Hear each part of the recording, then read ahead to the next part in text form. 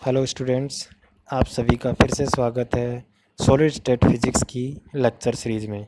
पिछले लेक्चर में हमने सरल घनीय संरचना के बारे में पढ़ा था। उसका संकुलन गुणांक कितना होता है, समन्वय संख्या कितनी होती है और उसकी अभाज्य कोष्ठिका का आयतन कितना होता है, उसकी अभाज्य कोष्ठिका के सदिश हैं वो क्या होते हैं, उन सब के बारे में हमने पढ़ लिया था।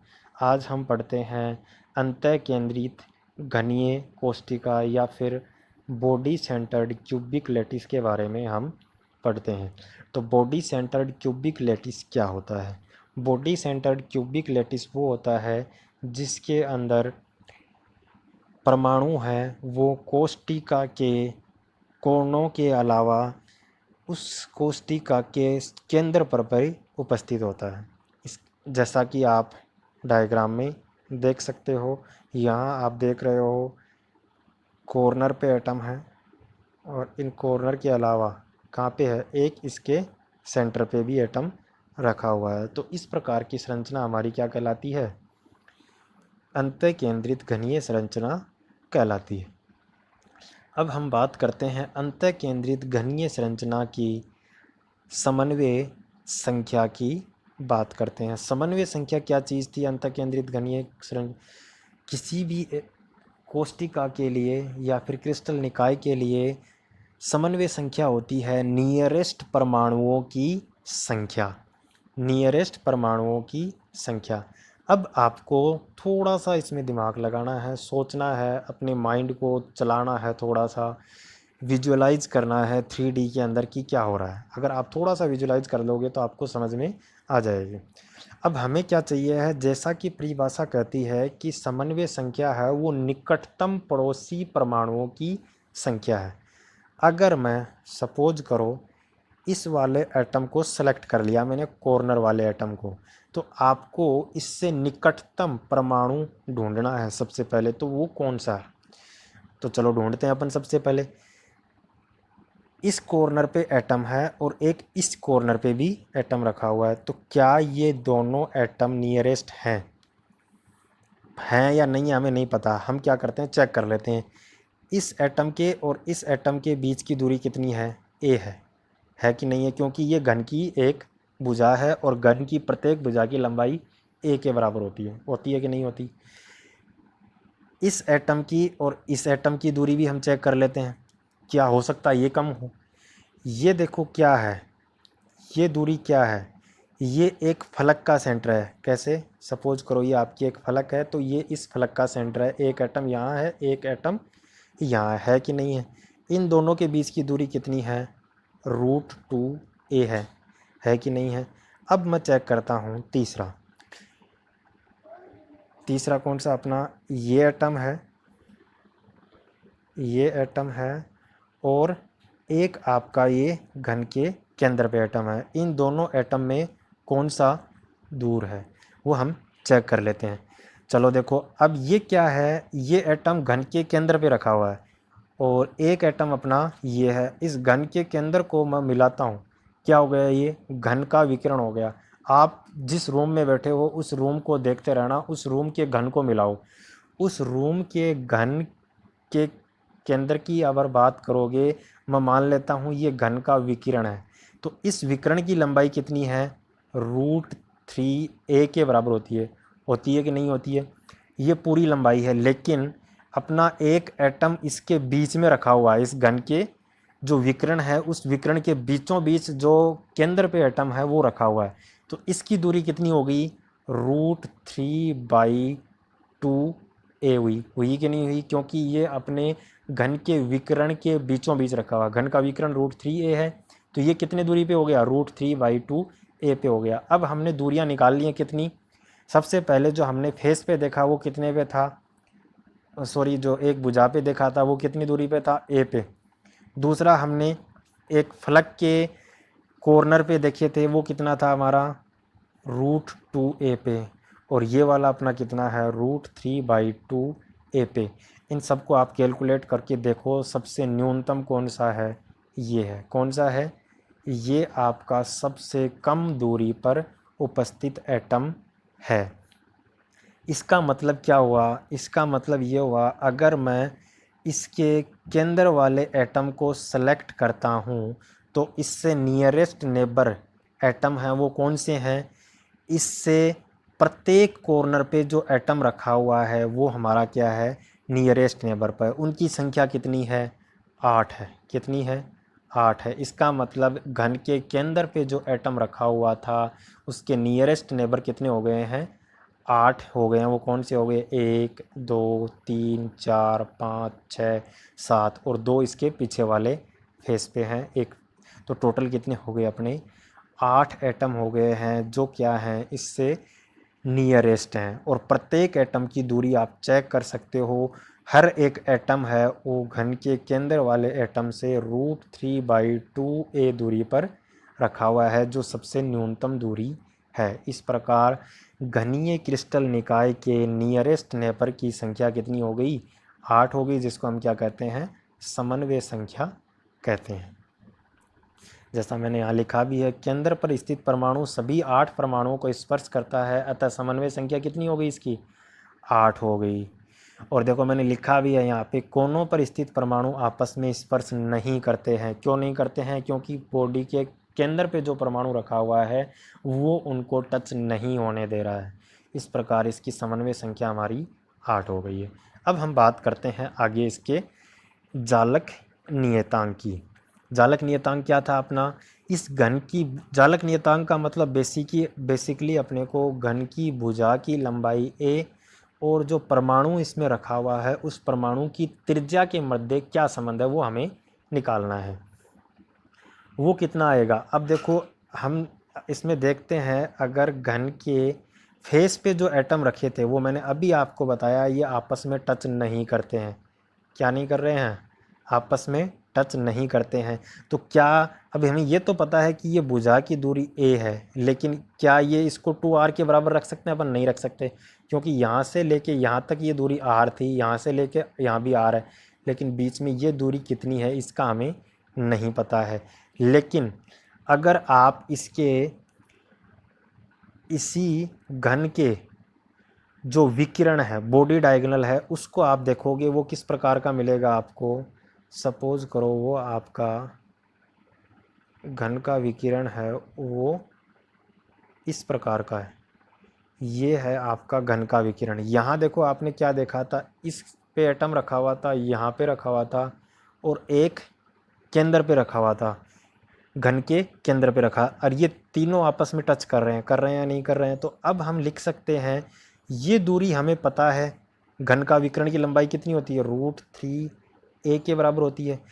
और ये देखो एटम रखा हुआ कॉर्नर पे, ये इसकी त्रिज्या है स्मॉल r, ये इसकी त्रिज्या है स्मॉल r, और बीच वाला पूरा एटम है तो इसकी कितनी हो गई, व्यास है पूरा इसका 2r, तो टोटल कितना हो गया, r + 2r + r = 4r। इसका मतलब अपना √3a किसके बराबर हो गया, 4r के बराबर हो गया। तो यहाँ से हमारे पास a निकल के आएगा, वो कितना हो जाएगा, a = 4r/√3 हो गया।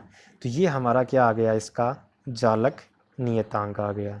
अब हम बढ़ते हैं आगे। एकक कोष्टिका का आयतन, एकक कोष्टिका का आयतन आपको पता है कितना होता है, एक घन का आयतन होता है वो होता है v = a³, जहाँ a क्या है, घन की भुजा की लंबाई है, जिसका मान हम ऑलरेडी निकाल चुके हैं, कितना है, a = 4r/√3, जो मैंने यहाँ रखा, इसकी क्यूब कर दी थी, अपने पास आ गया 64/3√3r³।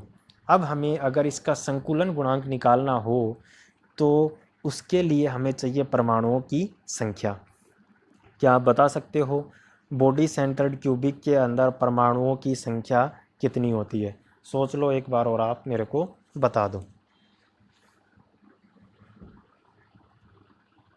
बॉडी सेंटर्ड क्यूबिक में एटम कहाँ कहाँ होते हैं, कॉर्नर पे होते हैं और केंद्र पे होता है।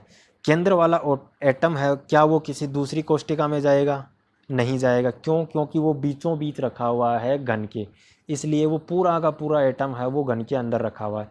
तो एक एटम तो वो हो गया, प्लस और कहाँ कहाँ रखे हुए हैं, कॉर्नर पे रखे हुए हैं। कॉर्नर पे कितने हैं, 8 कॉर्नर हैं। एक कॉर्नर का कितना हिस्सा है, 1/8 हिस्सा है। तो टोटल कितना हो गया, कॉर्नर के हो गए अपने 1/8 × 8 प्लस एक कौन सा हो गया, केंद्र का, तो टोटल कितने हो गए, 2 एटम हो गए।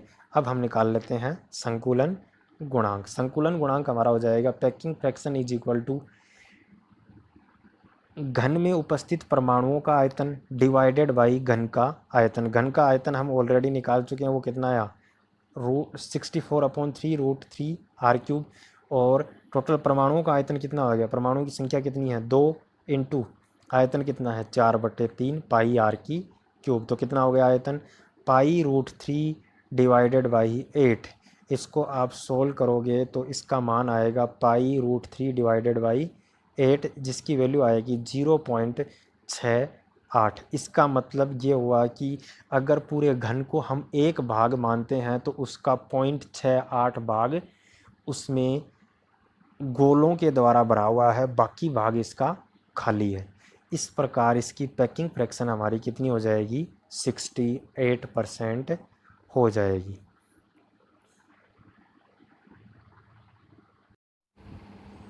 अब हम बात करते हैं अभाज्य कोष्ठिका के मूलभूत सदिश की। तो बॉडी सेंटर्ड क्यूबिक लैटिस था, उसकी जो प्रीमिटिव यूनिट सेल है उसके हमें चाहिए वेक्टर चाहिए। तो प्रीमिटिव का मतलब ये है कि नियरेस्ट नेबर, या मतलब जिसके अंदर एक ही परमाणु आ पाए। तो मैं क्या मान लेता हूँ, सेंटर वाले एटम को है वो एक केंद्र मान लेता हूँ और उससे जो नियरेस्ट एटम है उनको मैं एक वेक्टर उन पे ड्रॉ कर लेता हूँ और मैं चेक कर लेता हूँ कि इसके जो पैरामीटर्स हैं वो क्या होंगे। अब सबसे पहला अपना काम ये है कि हम सेंट्रल एटम पे अक्स ड्रॉ कर लेते हैं। तो ये अपनी एक अक्स है, ये अपनी एक अक्स है और ये अपनी एक अक्स है। ये हमारी एक्स एक्सिस है, ये हमारी वाई एक्सिस है और ये हमारी जेड एक्सिस है। हमने ड्रॉ कर लिया। आपको एक रूम को विजुअलाइज करना है। रूम को एक बॉडी सेंटर्ड क्यूबिक मान रहा है, उस रूम के सेंटर पे एटम रखा हुआ है और कॉर्नर पे भी एटम रखा हुआ है। अगर सेंटर पे एटम रखा हुआ है तो आप सोचोगे, थोड़ा सा दिमाग लगाओ अपना, तो देखोगे कि सेंटर वाला एटम है वो इसके विकिरण पे 2 एटम और रखे हैं उनको टच कर रहा है। तो इसके सेंटर से किधर भी आप एक विकिरण खींच लो, इस घन का एक डायगोनल बनेगा। वो डायगोनल है, उसके अंदर 3 एटम आएंगे, एक सेंटर वाला और 2 कॉर्नर के एटम आएंगे। अगर इस पे मैंने अक्स मान ली है तो यहाँ से अपने पास इसका वेक्टर आएगा, एक ये आएगा इस सेंटर वाले एटम से, एक कॉर्नर पे एटम है इसके नीचे वाला, ठीक है। सेंटर वाले एटम से दूसरे कॉर्नर का एटम है वो हमारा ये हो जाएगा, और सेंटर वाले एटम से अपर वाले एक कॉर्नर का एटम है वो हमारा ये एक्सिस हो जाएगा। अगर ये आपकी ए वेक्टर है, ये आपका बी वेक्टर है और इस सेंटर से ऊपर वाले कॉर्नर का एक एटम है उसको अगर मैं सी वेक्टर मान लेता हूँ तो ये वेक्टर क्या कहलाएंगे, अभाज्य कोष्ठिका के मूलभूत सदिश कहलाएंगे। अब हम बात करते हैं, मैं सिर्फ एक एक्सिस है वो आपको निकाल के बताऊंगा, 2 आपको खुद को निकालनी है या फिर आप उसी तरीके से लिख पाओगे जैसे मैंने एक लिखी है।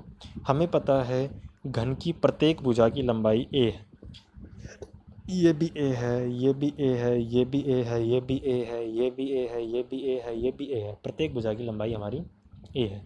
हमें चाहिए एक वेक्टर। कौन सा वेक्टर चाहिए, हमने अक्स ड्रॉ की थी वो कौन सी थी, ये ये ठीक है।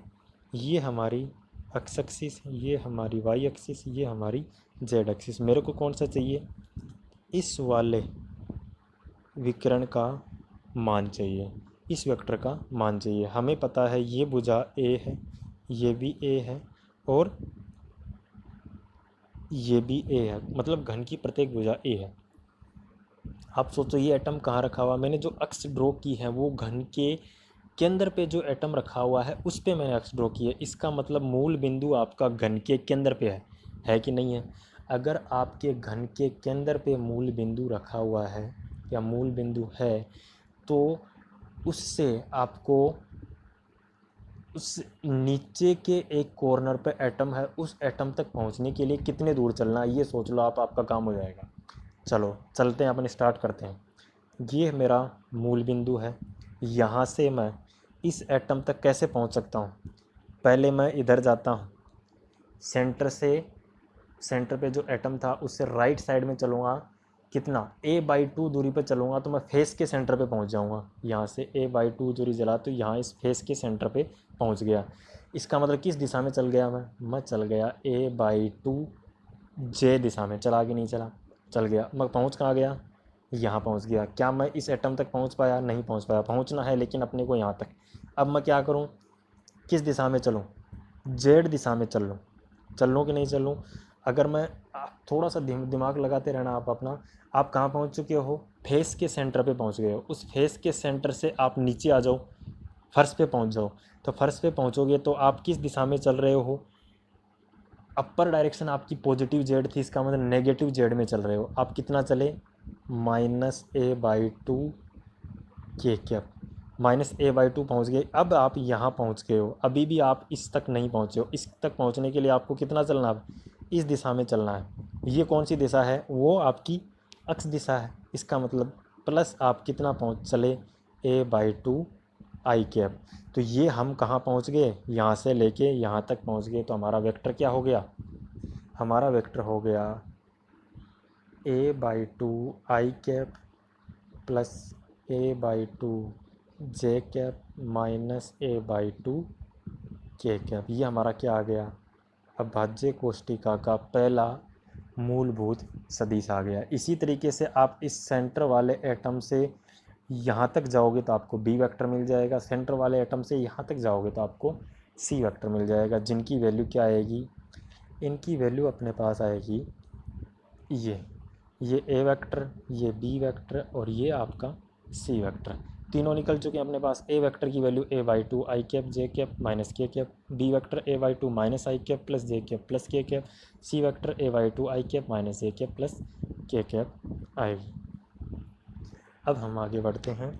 हमारे पास अभाज्य कोष्टिका का आयतन चाहिए। अभाज्य कोष्टिका का आयतन कितना होता है? V vector is equal to A vector dot B cross C होता है, जिसका मान हम निकाल सकते हैं। ए वेक्टर की वैल्यू मैंने यहाँ पे पुट कर दी है, वो ये होगी। बी वेक्टर की वैल्यू ये है, सी वेक्टर की वैल्यू है ये। तो पहले आपको क्या करना है? इस वेक्टर को और इस वेक्टर का वेक्टर प्रोडक्ट करना है। वेक्टर प्रोडक्ट आप अगर डायरेक्ट कर सकते हो तो अच्छी बात है, नहीं कर सकते हो तो आपके पास एक तरीका है। वो कौन सा है? डिटर्मिनेंट मेथड है, जिसमें आप क्या लिखोगे? आई कैप जे कैप के कैप। यहाँ आप ए वेक्टर के कोफिशिएंट लिख दोगे, यहाँ आप बी वेक्टर के कोफिशिएंट लिख दोगे। इस डिटर्मिनेंट को सोल्व कर लोगे तो आपके पास इनका क्रॉस प्रोडक्ट मिल जाएगा। उसको आपको क्या करना है? इस वेक्टर के साथ डॉट प्रोडक्ट करना है। आई का आई के साथ करोगे 1, जे का जे के साथ करोगे 1, के का के साथ करोगे तो 1 आ जाएगा। तो आपके पास जो वॉल्यूम निकल के आएगा वो कितना आएगा? a³/2। यहाँ से एक चीज़ हमारे पास क्लियर हो रही है। वो चीज़ क्या है? वो चीज़ हमारी ये है कि जो अभाज्य कोष्टिका का आयतन हमारा आया है वो कितना आया है? a³/2, जबकि कोष्टिका का आयतन हमारा कितना था? a³ था। तो यहाँ से हम देख सकते हैं अभाज्य कोष्टिका का आयतन है वो एकक कोष्टिका के आयतन का आधा है। Thank you. बाकी हम पढ़ेंगे नेक्स्ट लेक्चर में।